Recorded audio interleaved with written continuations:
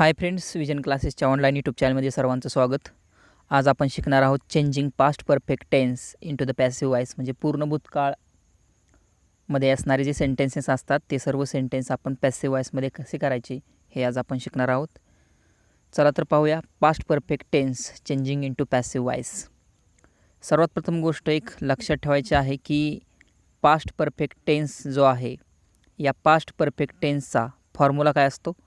तर त्याचा फॉर्म्युला असा असतो, subject plus had plus past participle form of the verb म्हणजे क्रियापदाचं तिसरं रूप, त्यानंतर ऑब्जेक्ट. हे ॲक्टिव्ह वॉइसचा फॉर्म्युला असतो. बऱ्याच वेळेस आपल्याला वेगवेगळ्या एक्झाममध्ये ॲक्टिव्ह वॉइसचं रूपांतर पॅसिव्ह वॉइसमध्ये करायला सांगतात किंवा कधी डिफिकल्ट जास्त जर क्वेश्चन विचारले तर तुम्हाला पॅसिव्ह वॉइसचं रूपांतर ॲक्टिव्ह वॉइसमध्ये सुद्धा करावं लागतं. त्यामुळे आपल्याला या ठिकाणी कधी लॉजिक लावावं लागतं. काही वेळेस फॉर्म्युले आपल्याला लक्षात घ्यावे लागतात. काही वेळेस फॉर्म्युल्यानुसार गेलं तरी काही एक्झाम्पल सुटत नाहीत.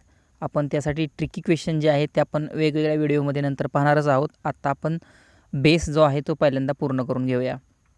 आता पास्ट परफेक्ट टेन्सचा फॉर्म्युला आपल्याला माहिती आहे, करता प्लस सहाय्यकारी क्रियापद याच्यामध्ये हॅडच असतं. एक लक्षात गोष्ट ठेवायची की पास्ट परफेक्ट टेन्समध्ये क्रियापदाचं हेल्पिंग वर्ब जे असतं ते हॅडच असतं आणि पूर्ण भूतकाळ म्हटल्यानंतर क्रियापदाचं रूप तिसरंच असतं, ज्याला आपण पास्ट पार्टिसिपल असं म्हणतो.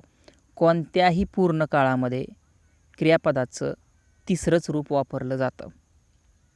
आता याचा पॅसिव्ह वॉइस जर करायचा असेल आपल्याला तर म्हणजे ॲसर्टिव्ह सेंटेन्स, विधानात्मक वाक्य जे आहे या विधानात्मक वाक्याचा आपल्याला पॅसिव्ह वॉइस करत असताना त्यासाठी फॉर्म्युला वापरायचा आहे. सुरुवातीला ऑब्जेक्ट, त्यानंतर हॅड, त्यानंतर बीचा फॉर्म बीन, त्यानंतर पास्ट पार्टिसिपल V3 जे आहे असंच खाली वापरायचं आहे, त्यात कोणताही चेंज करायचा नाही. त्यानंतर बाय आणि त्यानंतर सब्जेक्ट, वाक्याचं जे सब्जेक्ट आहे त्याचं सब्जेक्ट प्रोनाऊन या ठिकाणी वापरायचं आहे. चला तर सुरुवातीला आपण फर्स्ट एक्झाम्पल पाहूया. एक्झाम्पल असं आहे, I had experienced such difficulty असं एक्झाम्पल आहे. याच्यामध्ये ऑब्जेक्ट आहे सच डिफिकल्टी, म्हणजे मी अशा प्रकारच्या अडचणीचा पहिल्यांदाच अनुभव पाहिला किंवा अनुभवला असं सेंटेन्स आहे.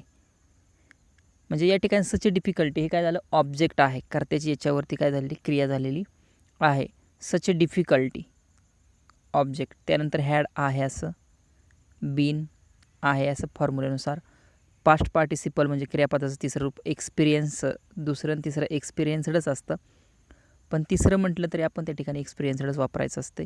त्यानंतर बाय आणि सब्जेक्ट आहे आय, आयचं ऑब्जेक्ट प्रोनाऊनमध्ये रूपांतर होतं मी. Next example, I had listened to him. या सेंटेन्समध्ये ऑब्जेक्ट आहे हिम, परंतु हिम आपण वाक्याच्या सुरुवातीला ज्यावेळेस घेत असतो म्हणजे हे ऑब्जेक्ट प्रोनाऊन आहे. जसं आपण सुरुवातीचं या ठिकाणी सब्जेक्ट प्रोनाऊनचं ऑब्जेक्ट प्रोनाऊनमध्ये पॅसिव्ह वॉइसमध्ये रूपांतर करतो, त्याचप्रमाणे ॲक्टिव्ह वॉइसमध्ये ऑब्जेक्ट प्रोनाऊन शेवटी आलेला असेल तर ते सुरुवातीला घेताना सब्जेक्ट प्रोनाऊनमध्ये रूपांतर करायचं. हिमचं होतं ही, त्यानंतर हॅड, बीन, लिसनड क्रियापदाचं तिसरंच रूप आहे, लिसन टू जो वापरायचा, ज्या प्रकारे फ्रेज आलेले आहे त्याच प्रकारे लिसन टू वापरायचं आहे. त्यानंतर बाय आणि आयचं होतं मी. Next example, I had finished my work. याच्यामध्ये माय वर्क ऑब्जेक्ट आहे, हेल्पिंग वर्ब हॅड, त्यानंतर बीन फॉर्म्युल्यानुसार फिनिश्ड तिसरंच रूप आहे, बाय आयचं होतं मी. Next example, I had written a letter. Answer आहे a letter, had been written by me. साधी एक्झाम्पल्स आहेत. तुम्ही जास्त डिफिकल्ट एक्झाम्पल्स वेगवेगळ्या टेक्स्टबुकमध्ये शोधून त्या प्रकारे तुम्ही सेंटेन्सेस सॉल्व करू शकता. तुमची व्याकरणाची जी अभ्यासाची पद्धत आहे, म्हणजे तुम्हाला जर व्याकरण तुमचं परफेक्ट करायचं असेल, ग्रामर जर इंग्लिशमधील सगळं कंप्लीट करायचं असेल तर तुम्हाला जास्तीत जास्त एक्झाम्पल सोडवावी लागतात आणि ते वेगवेगळ्या प्रकारची सोडवावी लागतात. आपण जे शिकतो आहे आता तो बेस शिकतो आहे. ॲक्टिव्ह सेंटेन्स नेक्स्ट सेंटेन्स आहे, he had given a lecture. या ठिकाणी अ लेक्चर ऑब्जेक्ट आहे, हॅड बीन गिवन बाय हिचं होतं हिम. पहिला प्रकार पाहिला आपण ॲसर्टिव्ह सेंटेन्सचा पॅसिव्ह वॉइस.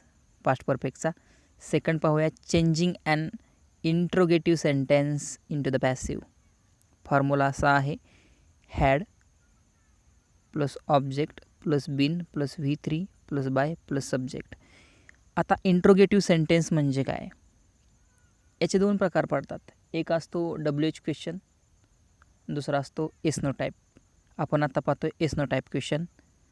याचा फॉर्म्युला जो आहे तो या पद्धतीने तुम्ही आन्सर सॉल्व करू शकता. ॲक्टिव्ह सेंटेन्स आहे हॅड शी इन्व्हायटेड देम. आता या प्रकारच्या सेंटेन्समध्ये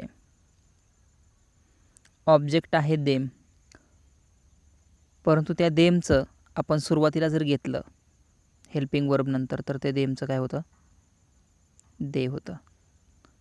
आता फॉर्म्युला आहे सहाय्यकारी क्रियापद जे आहे ते आहे म्हणजे हेल्पिंग वर्ब आहे हॅड आहे असं, देमचं दे.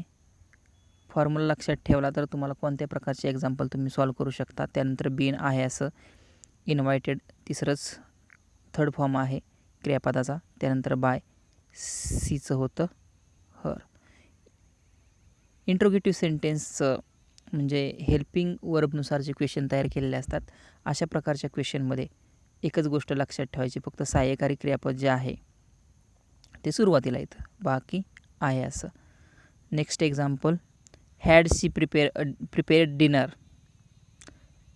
Helping verb had, dinner object आहे. त्यानंतर बीन प्रिपेअर्ड थर्ड फॉर्म आहे ऑलरेडी, बाय सीचं होतं her. Last example had he given a lecture. Answer असं होईल had a lecture, been given third form आहे. पहिला असतो गिव, दुसरा असतो गेव आणि तिसरा असतं गिवन. या पद्धतीने बाय हिचं होतं हिम.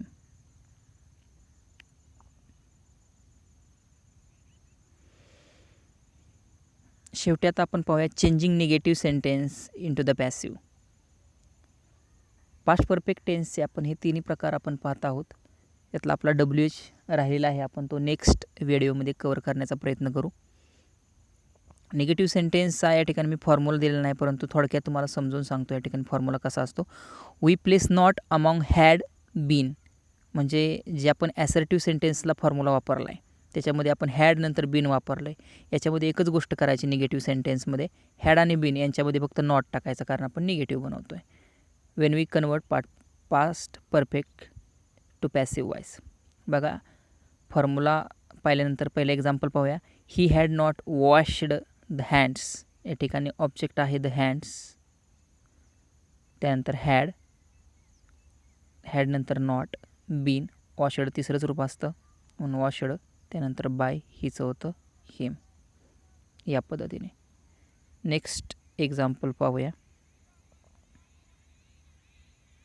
You had not अचिव्ड a big milestone. असं एक्झाम्पल आहे. याचा ऑब्जेक्ट आहे अ बिग माइलस्टोन. म्हणजे काय? एक मोठं यश थोडक्यात तुम्ही मिळवलेलं नाही.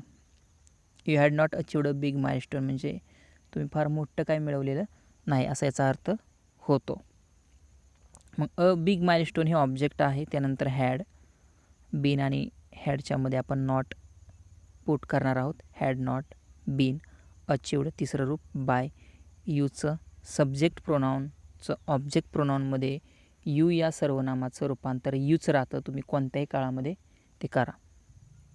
Next example she had not paid the money. Object आहे the money. The money had not been paid by her. सीचं होतं her. Next example they had not learn the passive voice of past perfect tense. आता याच्यामध्ये कधी कधी काय होत असतं, ऑब्जेक्ट बऱ्याच वेळा विद्यार्थ्यांना समजत नाही. आता याच्यामध्ये असं आहे they had not learn the passive voice of past perfect tense. म्हणजे या ठिकाणी जी गोष्ट तुम्हाला करायची आहे, म्हणजे करता ज्याच्यावरती क्रिया करतो त्याला आपण कर्म असं म्हणतो.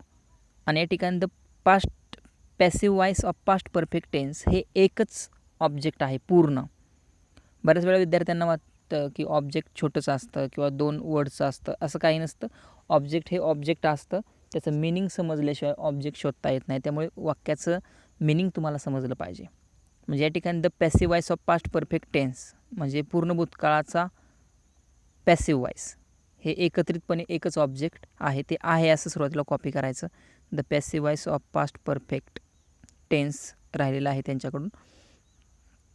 त्यानंतर had not been learn by देचं होतं them. Last example, she had not call the police.